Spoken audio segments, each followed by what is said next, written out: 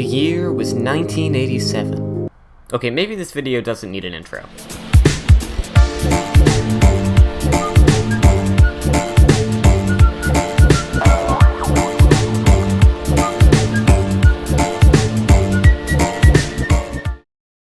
First up, Bloxers. Hopefully I'm pronouncing that right, I actually don't know. Bloxers is a game where you control a rectangular prism and move it inside the end goal without falling off the edge. It looks easier said than done. The challenge in the game comes from the way the block rotates.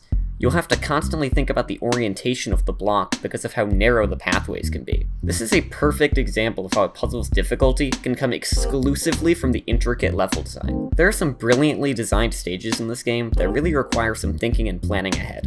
This game is really fun and clever for how simple it is, which in my mind is like a staple of a Coolmath game. This game is not without its flaws though. For one, this game really needs to teach the game mechanics in a show and not tell way. When you start up Bloxers, you're immediately shown an 11-page guide on each and every game mechanic, some of them not even appearing until way later in the game. Even if someone reads all 11 pages, they're more than likely going to forget something. This game should have introduced game mechanics in shorter and simpler levels that the player can fool around in to understand how a mechanic works. I don't think there's a single mechanic in this game that couldn't have been showcased and understood by the player if put in a simpler level or levels. On the opposite side, though, there are some mechanics in the game that should have been notated more clearly. I'm specifically referring to these stupid buttons. These buttons do different things in every level, and you won't know what they do until you press them. This makes a lot of these levels require a decent amount of trial and error on a first playthrough because you need to figure out what tiles a button activates. Also, in some levels, a button can be pressed only once, and in others, it can be pressed repeatedly, yet there is no indication as to what a button will do until you press it. Why couldn't there have been a set standard here? This was by far my least favorite thing in this game. Overall though, the game's very fun and extremely clever. Bloxers has been on Coolmath games for a while if I remember correctly, and so if you remember enjoying Bloxers and want to play a game that's similar, I'd recommend Steven's Sausage Roll. This game has the simplicity of Bloxers with even more challenge and creative level design. Would highly recommend. Alright, for our next game we've got, something about this game seems so familiar, but I can't put my finger on it. Well anyways, this game kinda sucks. The game consists of 30 levels of controlling this worm thing, and you have to reach the goal at the end. Alright, I'll stop fooling around. This game is very clearly a ripoff of Snakebird, another game I've talked about on this channel. Actually, ripoff is a strong word. Let's go with took inspiration from. This game must have also taken inspiration from The Witness, because oh my god is this worm dude slow. It makes this game really frustrating to play because of how slow he moves. Level design wise, this game is just fine. It's incredibly surface level and doesn't delve into stuff as much as Snakebird does. It's also pretty easy for a puzzle game, but then again, maybe I'm just comparing it too much to Snakebird. This game does have things that Snakebird doesn't. For one, you get to listen to the same Kevin MacLeod song the entire game, which is fun. There's some movable blocks in some of the levels which I don't believe Snakebird had, but for some reason you can't push more than 2 of them at a time, which could be seen as an intended game mechanic, but I'm going to assume it's sloppy coding. They also decided to remove the undo button, which makes this game much more annoying. By far my least favorite aspect of this game, though, was the ridiculously depressed face the worm has the whole game. No matter how many apples I feed this guy, he just gives me the same sad face, like he isn't appreciating what I'm doing for him. Sometimes I would purposely drive this dude off the edge of the map just so I could see his sad worm self plummet to his doom. I think he knows that he's trapped in this shitty game, and knows that there is no escape for him. I like how when you fall off an edge, the game auto-resets you back to the start of the level, but if you die to spikes, the game doesn't auto-reset. You just have to stare at this dead worm and think about what you've done, you asshole. But if you thought this game wasn't worth playing, then boy are you wrong. Once you've beat all 30 levels, you're treated to quite the prize, staring at the worm who's stranded on a small island. You can't move around, you can't click on him or anything, you just kind of watch him sit there. If this type of game seems interesting to you, then I would absolutely recommend not playing this game and playing Snakebird instead. The only pro that I can think of for playing Appleworm over Snakebird is that Snakebird is much more difficult than Appleworm. All of Appleworm's 30 levels are about the difficulty of the first 4 or 5 levels of Snakebird. Snakebird has quite the steep difficulty curve, but if that's something you're willing to try, then Snakebird is definitely the way to go. For our next game, we're going to take a look at Abandoned. Abandoned is a puzzle story type game where you explore this strange world and figure out puzzles and stuff. Overall, the game's pretty cool. My biggest complaint with the game is less about the game and more about the type of game it is. Point and click puzzle games are just not my thing. In a puzzle game, I like defined rules and a clear but puzzling challenge. These type of games feel like escape rooms, where I'm often overloaded with stuff and not really sure where to go next. I found myself randomly clicking things and just trying to figure out where the game wants me to click. Occasionally there will be a proper puzzle that I'll figure out, but I felt like I spent so much time clicking on nothing.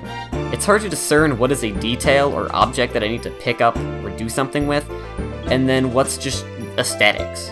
When I play puzzle games, I don't like having to look stuff up online or watch playthroughs for hints. I did have to do this a few times while playing Abandoned, and I never felt stupid when I learned what the solution to something was. Like, how was I supposed to know that this thing was a torch? There was this other puzzle with these levers and this cube, and even after looking at 2 different walkthroughs, I still could not figure out what the solution was. And I still don't. Overall though, this game does have its moments, and if you are an escape room fan, this is definitely a great game to play. If you want a game similar to this that you can play with a friend, then I have to recommend TikTok: A Tale for Two. It's very similar to this one in its point-and-click escape room-esque feel, but you have to work together with someone solving puzzles. There's a really cool story that goes along with it, and it's very rewarding when you finally figure something out. I think both of these games are great, they're just not really my favorite cup of tea though. Next up is 3 Pandas.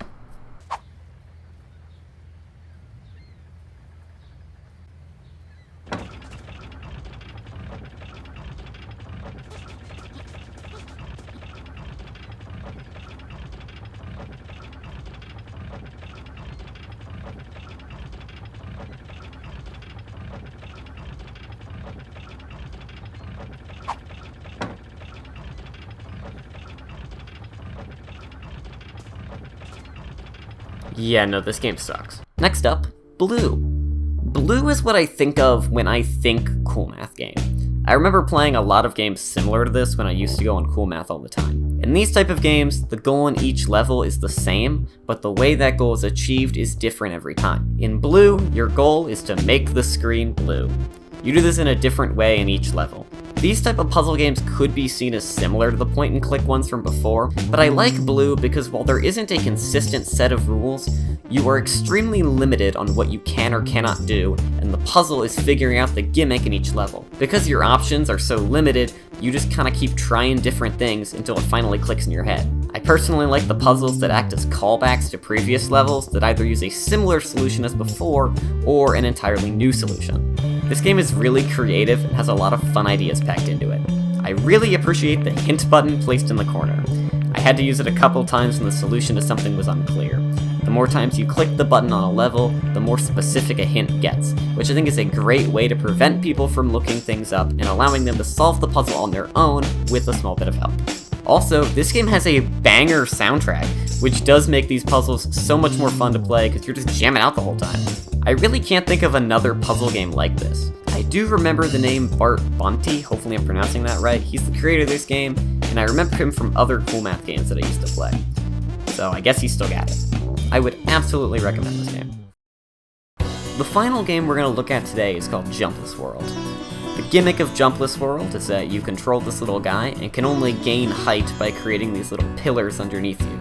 You can't jump. Don't let the silly art style and low budget appearance fool you though, because this game is actually super cool. While the gimmick may seem somewhat boring at first, there are a lot of really cool mechanics that keep things fun and fresh. You're able to push the pillars you create. The game designer introduces these little semi-solid one-way lines. There are these saws that cut the pillars. What I like about these elements most is they aren't just thrown in for a level or two, but rather are continued to be expanded on for the rest of the game. The levels are expertly designed to teach you each mechanic without having to explicitly tell you, which is a breath of fresh air for playing Bloxers.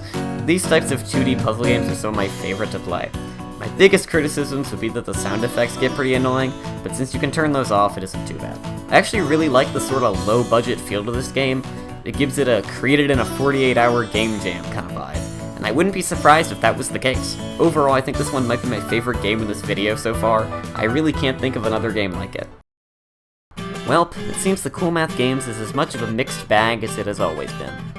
I really liked some of the games I played, I didn't care as much for others.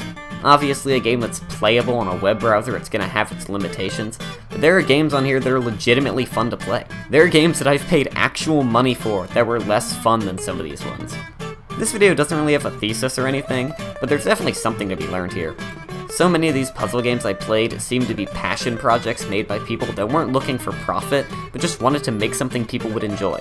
As someone who aspires to be a game designer and is in college for game design, that inspires me greatly. Hopefully one day I'll be able to make a fun game that someone else will get to enjoy. Who knows?